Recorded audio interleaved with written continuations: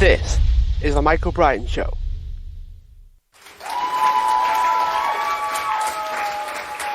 Hi everyone, welcome back to the show, and today I'm joined with Jas Mathur, who is a trendsetter with millions of followers on Instagram. He's an entrepreneur, business owner, and the founder of Limitless X, and I am super happy to have him on the show. We cover everything from his health practices, morning routines, and also he shares his story as well. He also shares his best and worst advice for success. So we start off with his story and then dive into a rapid fire round. So without any further preamble from me, let's dive in.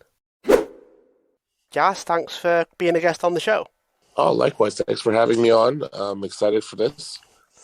So one of the things that I really excited about regarding your story is that you actually started in business from an early age. You actually became successful, and then you actually managed to hit a roadblock or almost lose everything when you were 16. Could you share a bit about that for people that don't know? Yeah, I mean, I was young, at that time. So when I was 16, I actually sold my first business, and what used to happen was I'd blow money every night. So it doesn't matter how much. Really, it doesn't matter how much you have coming in. It matters how much you have going out. So it was more so about management, not knowing how to manage money and not understanding the value of it, and then just recklessly just spending it to go down to zero and have to build up again. So this happened to me a couple of times, and it was more so about not knowing how to spend and where to spend. So is there anything you can point to that was running through your mind, maybe? Like how you managed to keep these spends where they were at? Did you ever question that side of it? As in back then or now? But back then, really, there's the people that may be struggling with the financial side themselves. I mean, you know what? I would just say don't. I would say the advice I would give anybody is if you're earning money, don't take it for granted, and it's not the water doesn't keep falling. The waterfall doesn't go on forever. There's always anything that goes up comes down, goes up. So you have to know you have good days, you have bad days, and don't spend money on others just for your own satisfaction. I mean, when you're willing to give things away, you'll have 100 people around you willing to take. So just be mindful of your surroundings. How did you navigate the social side of things? Because as you rightly said, there'll be some people out there that want to get close to you as you become more successful. So how did you navigate that?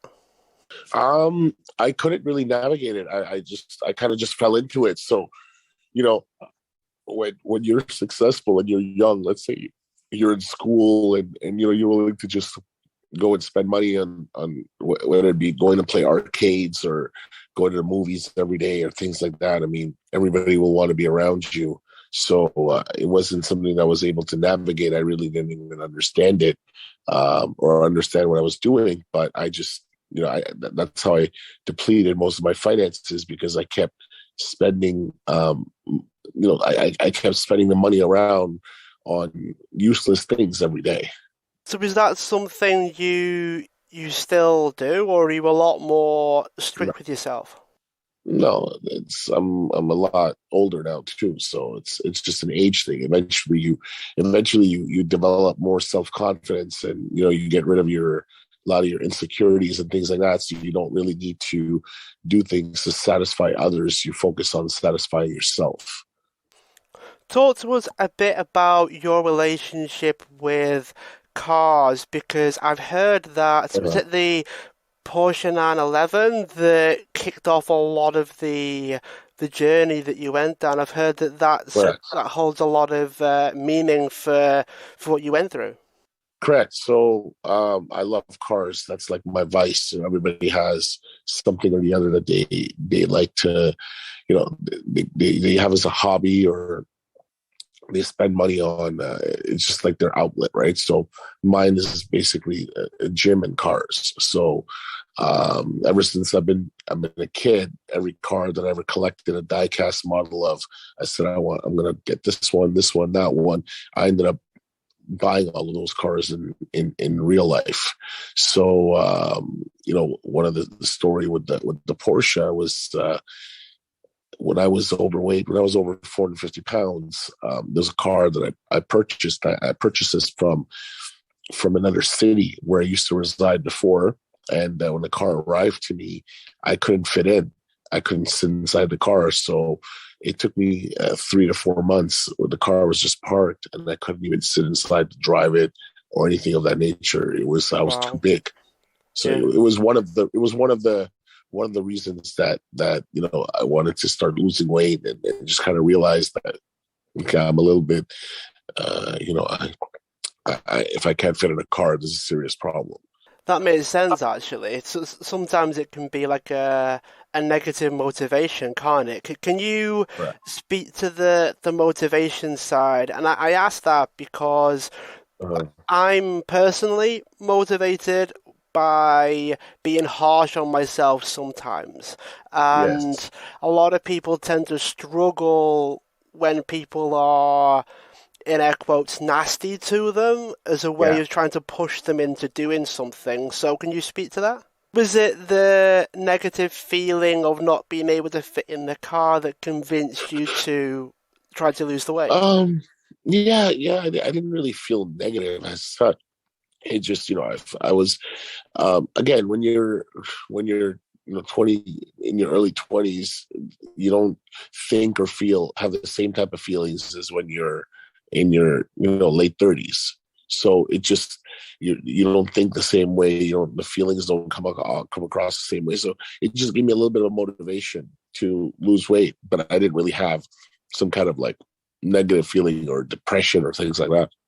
So, what would you say you were motivated by? Like, what pushes you from health and fitness perspective? What pushes you from a business perspective at the moment? What drives me is wanting to learn more and be a better version of myself each and every day. So I'm not. I'm yeah. So I'm driven by becoming better than I was yesterday and doing things that people around me or people that I grew up with say that is impossible or that I could never achieve a certain thing. I like to, prove everyone wrong and just prove that everyone, including, well, I do it for myself, but I'm speaking in general in reference to everyone, that, everyone has the power to be anyone they want to be. You hold the key. It's inside you. It's mental. So you have to believe it first, and then you have to work each and every single day. And within a few years of hard work and taking steps forward, you can really become that person and achieve what you wanted. Now, I heard a rumor as a bit of a backtrack a little bit in terms of your story, Jazz, is when you were younger, so when you were a teenager, you actually did really well for yourself to the extent that, am I right in saying that the police raided your high school for a particular reason? To talk to us a bit about that. Is that actually true? Yeah, that's true. I actually had my lockers like invaded, and they wanted to do a search and see what was going on because of the way that I was conducting myself more so, and just the way I would have come to the school, and my spending and all that kind of stuff, right? So um, of course I was a little bit reckless. I was very loud, and they wanted to see what I had going on. I had a very expensive cell phone. I had all the little toys that a person could think of. So they wanted to see, you know, if I was selling drugs or things like that. And then I had to explain that exactly what I do and who I am, and to the principal. And then they were like a little shocked. But yeah. How did that conversation go then? I mean, I'm picturing the movies where the police would just dive in, they'd rip open the lock and maybe some money fell out or whatever the case was. How did you kind of convince them that you were not selling drugs or anything? How did that conversation go? Um, I mean, it was just, it was with the school. They just wanted to take a look and see. I mean, I didn't have to convince them really. They had my dad come to the school. I mean, I had to show them, I went, told them to go to the computer, do a little search and see, the type of articles that I write and what my website was, where I was publishing news and stuff like that on wrestling. And then they kind of got it, but they were very like confused as to how that even happened. Like, how does a person learn how to, do this kind of stuff? You were actually self-taught as well, weren't you? The website and coding side Correct. of things, yeah? Correct. Yes. Is that something that was common where people became self-taught? And is that something that you take with you today? Do you try to always be self-taught and always learning new things? Um, yeah, I'm actually, for the most part of it, I am self-taught. Today in certain things it may take me a little bit longer, but yeah, I never read a manual or go buy a course and then try to learn something and go from there. I'm more, even my driving, like when I learned how to drive, I was pretty much self-taught. I learned it more so myself than when I went for the first course that I went to with an instructor. I'd have to go for 12 to get a pass and then go for my learners. But like, I did two courses and they gave me a pass and I went for my learners. So I'm pretty much self-taught in everything. So what I've noticed about yourself as well is that you're quite, I guess, thoughtful about how you do things. When I've listened to other interviews, when I've been following a lot of the Uh, things that you're up to on Instagram as well, I consider you quite thoughtful in terms of how you make your decisions. Is that something that you can? Correct. Yeah, yeah. Everything for me is a strategy. So I'm a strategist. I just, I don't make, I don't post something or do something without there being a strategy or a purpose behind it. What do you think about when you're making those decisions when it comes to content, maybe for Instagram or maybe the companies that you decide to invest in or not invest in? Do you have any principles or questions that you talk yourself through? Um, no, not really like that deep, but it just depends on what the nature of the post is. Sometimes I'm just doing things for fun, but sometimes a lot of people are getting confused. Hey, is he going here? Is he going there? Is he doing what we think he's doing? Is it something the opposite? So it just depends on the given moment. But my goal ultimately with what I do on my is Instagram is to create hype, is to create excitement. People want to see cool things. They want to see your life. They want to see stuff like that. And at the same time, it's to have good, quality content. And sometimes when people know you're the real deal on there, it opens up doors to more opportunities as well. It's the one area where people can see who you are for a little bit before they want to make a decision of wanting to maybe get into business with you or stuff like that. So if you were to stay on to Instagram just for a little bit, because you've got quite a sizable following on that platform. I know that's where you spend most of your Correct. time. You don't spread yourself out too thinly, but Instagram is your thing, and you've got millions of followers on that platform. What strategies do you use that maybe not many people talk enough about when it comes to growing social media followings? First of all, I never believed in Instagram. So this all started in 2000, late 2018, December of 2018. Prior to that, I used to have a private Instagram account. I only had a few hundred followers on there. Those were people I knew personally, and that was it. I was never into putting my private life out there, which I actually still don't do. I only post select things, but I don't believe in having your private life being accessible and that viewable by everybody out there, right? I think it's a very, very powerful platform today. I think what started off as a picture sharing app, turned into one of the most, probably the biggest media outlet out there. I think that, like, for me, it's a form of advertising. It's a form of brand development, marketing, just like all these other ones are. Just like Twitter is, also just like YouTube, just like TikTok is, which I don't know how to use, and I've never used it, and just like YouTube, right? So all of these things basically turn into marketing and media platforms because of the number of viewers that are on the platform and then the quality of some of the content that's on there. More people today watch YouTube and Instagram stuff than they actually spend time watching TV, right? So for me, it's been great. I enjoy it in moderation.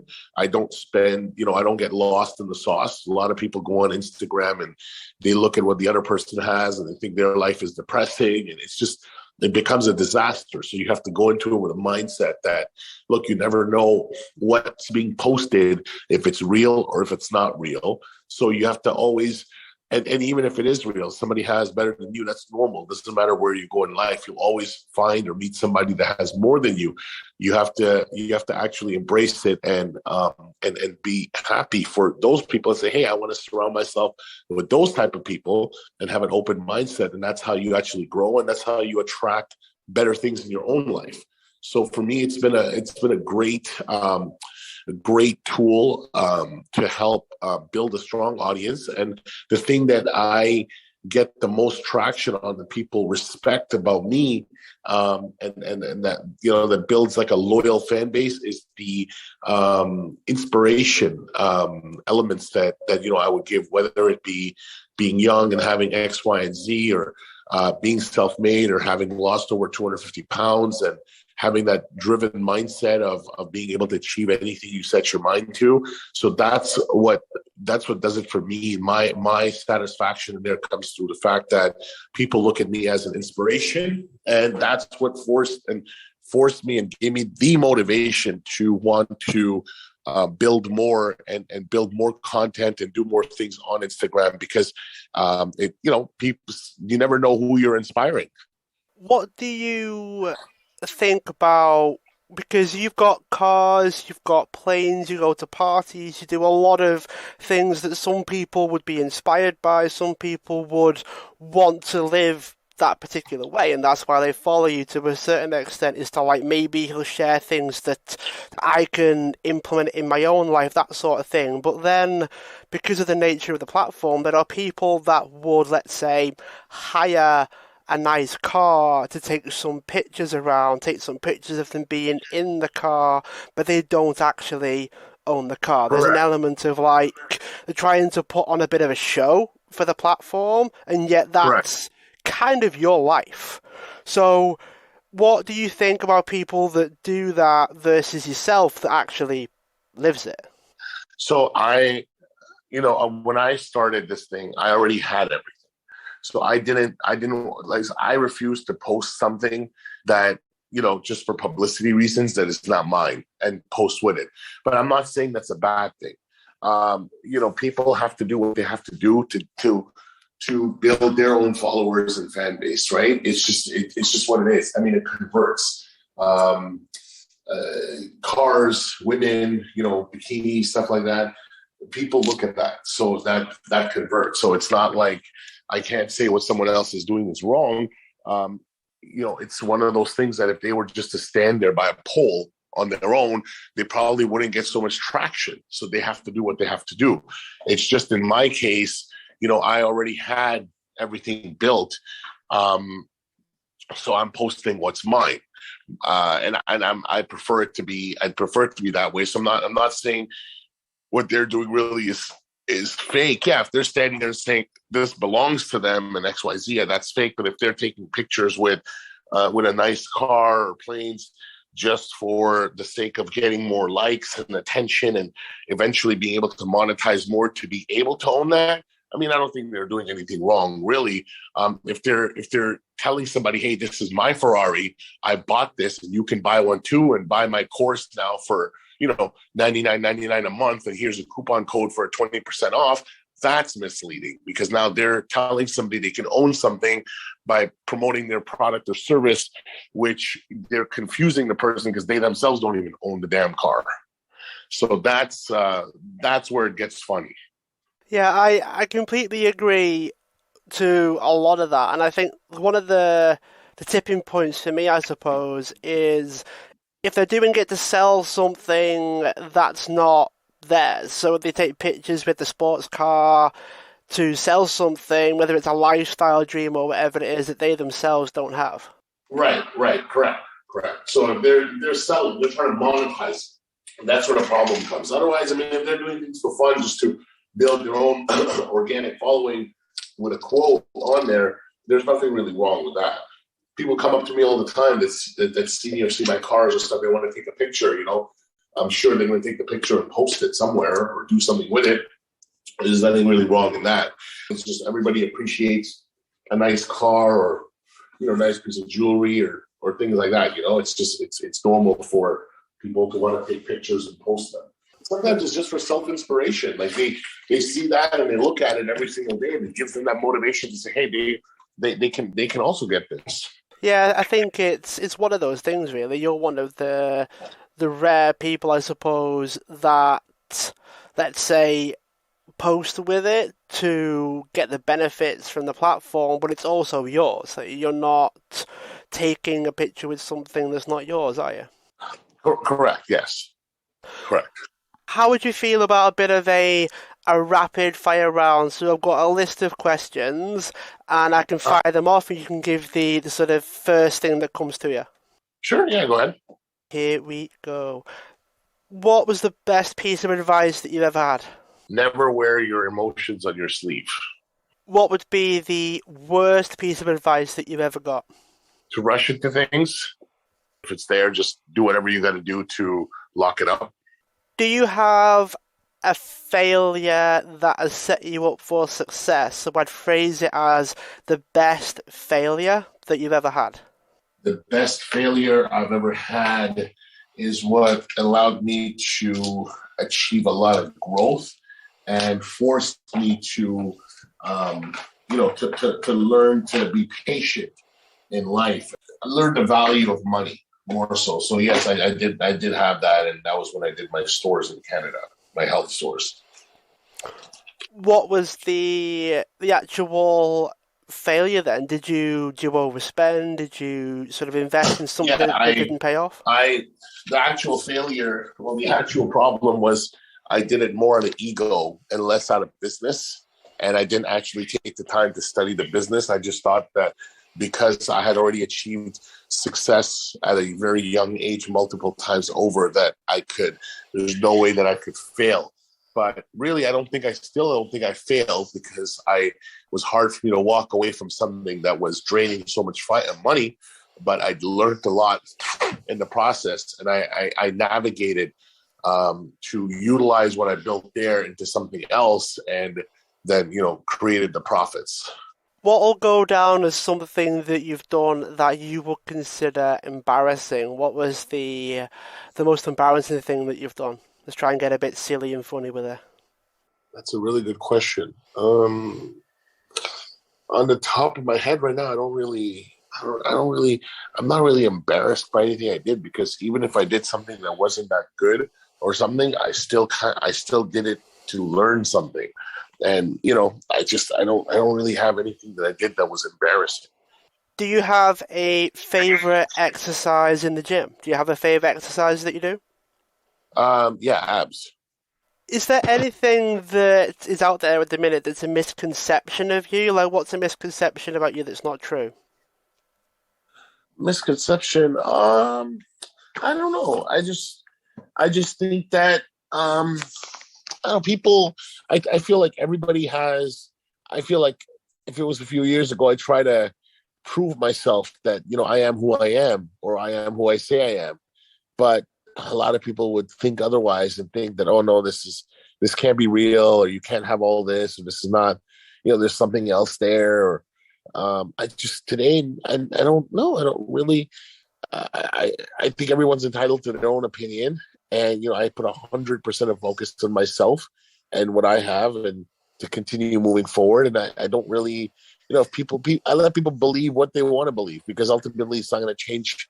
It's not going to change my life. I don't try to defend who I am with somebody else. If that's what they want to think. If they want to think positive, they want to think negative. They want to think I don't have this and this is rented and that's somebody else's, then that's fine. That's on them. I'm not going to defend myself. It's a very, very good way of thinking about it, Jas, to be fair. People need to think more like that, I think. You have to be self-sufficient and you have to be secure with who you are and happy with who you are and comfortable in your own skin. And that's how you can achieve this. Now, you've grown multiple companies over the years. What would you say Correct. were the three main keys to growing a business, say, within 1 to 2 years? Because I know you're quite good at quick growth. So let's think 1 to 2 year time frame. What would be the three keys to growing a business? The three keys to growing the business. You need to. Well, it's more. The biggest thing is your mindset, because it all requires having commitment. You have to commit to it. It's a daily job. It takes a few years. Every single day you have to do the same thing. You have to wake up at a certain time. You have to go to work, and you have to stay committed and stay focused. Right? Focus is the other thing, because you can be committed, but if your focus is going in, your energy is levels and your attention span is going in different directions, then you're never going to be focused on that task. You have to be consistent. So you got to do it constantly. You have to do, repeat. It's repetitive. Yeah. You can't drop the ball in the fourth day or fifth day or fifth month. Right. You have to also be passionate about what you're doing. If it's something big, you have to love it. You have to embrace it. You have to tell yourself that, hey, you know what, I want this for such and such reason, not just because it can be lucrative, but you see yourself being part of that life each and every day for at least 5 to 7 years. All of those things put together, and then have the drive. The drive is just a natural thing. Every day you have to get up and you just have to, you don't have to push yourself forcefully, but organically your body and your mind are working in sync to do what it is that you need to do in order to build that empire, or that success project that you've been working on. If your microphone was connected to everybody in the world, now obviously if you say something, it'd automatically be translated and received however it was meant to be, right? So you don't have to worry about other people taking it the wrong way. Right. What would be your message to the world and to everybody? My message to everyone would be that you can achieve anything you set your mind to, so long as you have your mind and your head on in the right direction, and you know what you want and why you want it, and focus on taking small steps forward every day, not big leaps, but small steps, because the small steps allow you to learn the process and enjoy the process, as opposed to taking bigger leaps where you may miss out on learning something in between. And if you hit a little bit of a speed bump, you won't know how to get over it, because you did a leap just a couple of steps prior. Comes back to what you said before about your commitment to improving yourself every single day. It's good that you continue to push that, and to get people to realize that it is about daily commitments to yourself. Right, correct, yes. So what's the future like for you then, Jass? If you've got things on the horizon, what projects are you working on? So I'm working on, what I'm working on is, I have I'm in the look good, feel great space, is what I like to call it. We have, a series of different brands and products that help that help a person with their inner outer beauty. And what we're looking to do is obviously expand the business. Right now we focus on sales directly in the US, direct to consumer, all online. We're looking to eventually do distribution, get into some big box stores, different brands and products in the different stores, so they're not all congestion into the same store. And also look to open up international soon. So that's kind of what's part of the horizon. It's the beauty about this business is that these products are, the people are always going to need to take them. Look good and feel great is always going to be a priority on everyone's top of mind. Everybody wants to look good and feel great, and they're sold at a global level. So my goal is to become a more of a inspiration at a global level that people look at and say, oh wow, this guy did it, I can do it too. And then with that comes the different things that I do in terms of have the brands, the products, and of course offer people advice and do the speaking on at the same time. You could take some product, but it's not going to help you develop your personality or change something in your mindset. So you have to always first believe that you are put on this planet for a purpose, and you have to identify that and just go out and do what it is that you want. Have no fears.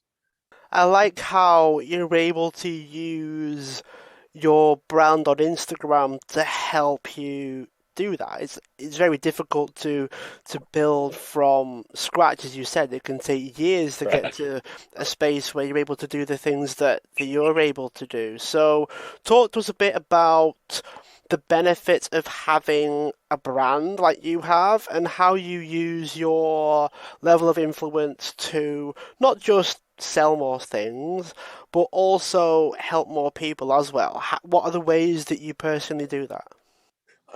I do it just even offline. I mean, how even anybody would ask me for advice, or anytime I'm in a gathering and I hear something, if I can share my input, I do it. So I always want people to do good. I like to be around people that want to learn. I like to be around people that have more than me.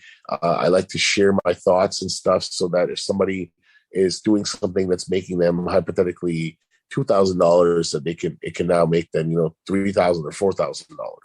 So if someone takes my advice and they're able to make 1.5 or 2 times what they're doing, or 3 times or more, or get inspired and go in the direction that they were scared to before prior, and just build something for themselves, that's what gives me the satisfaction. Talk to us a little bit about your growth over the years impacting the business. I think so many people tend to struggle how self-improvement, let's say, can benefit companies and benefit businesses. So I know that you've gone on quite the weight loss journey and the self-improvement journey. How's that impacted the companies and the business side of things? And when I was losing weight, when I was doing it, and I was in the process of losing weight, it definitely impacted a lot, because I went on a very low carb diet. So low carb, no sugars, and it affected my thinking. So at that time, I had to take a little bit of a step back from my business and focus on my health.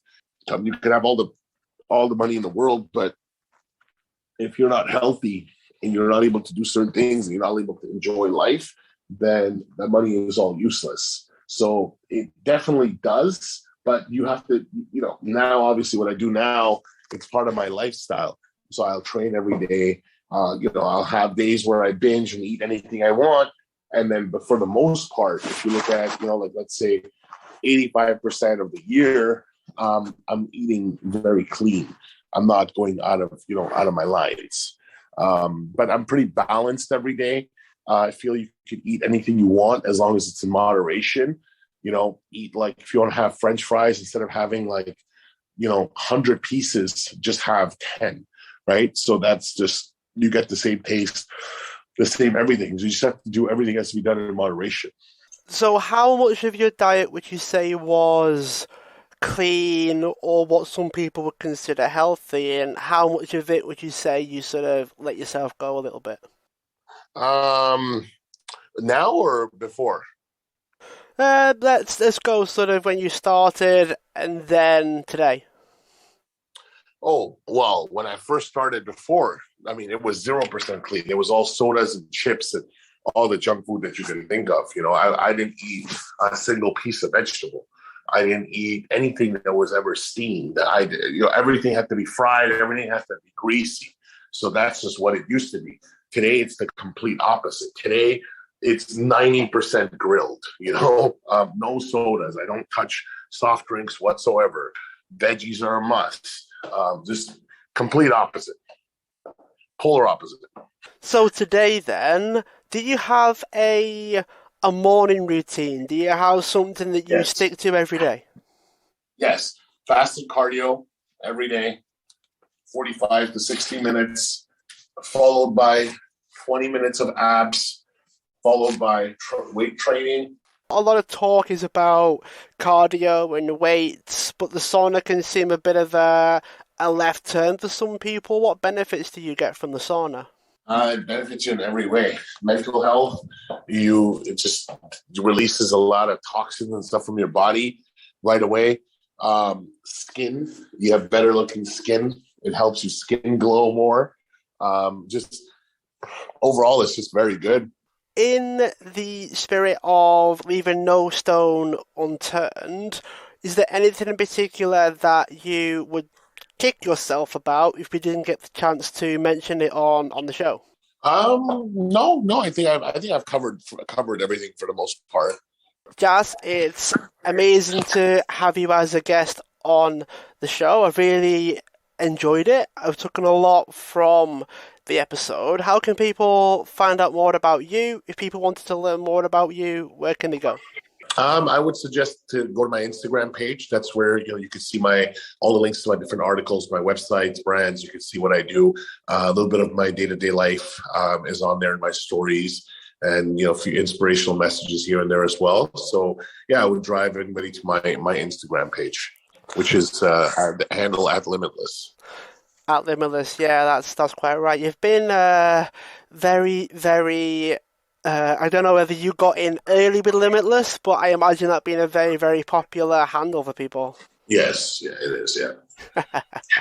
Well, for those that are listening, feel free to subscribe, check out Jass as well. Feel free to share the show, tag us both, and we'll happily share it. And you can tell us all what you think. Jass, thanks for being a guest. Got it. Thanks for having me. Have a great day. If you want to join a community of like-minded people that are on the journey for health, wealth, and happiness, then my fulfillment community, my inner circle, is for you. You get continuous support from myself and also the opportunity to be supported, helped, guided, and collaborate with the other members as well. And also you get the chance to ask my podcast guests questions. Plenty of people in there already. So if you click the link in the description for the episode, you get access to a 2-month free trial and you're under no obligation to continue, and you can cancel whenever you want. Hopefully I'll see you there, and I look forward to helping you on your journey.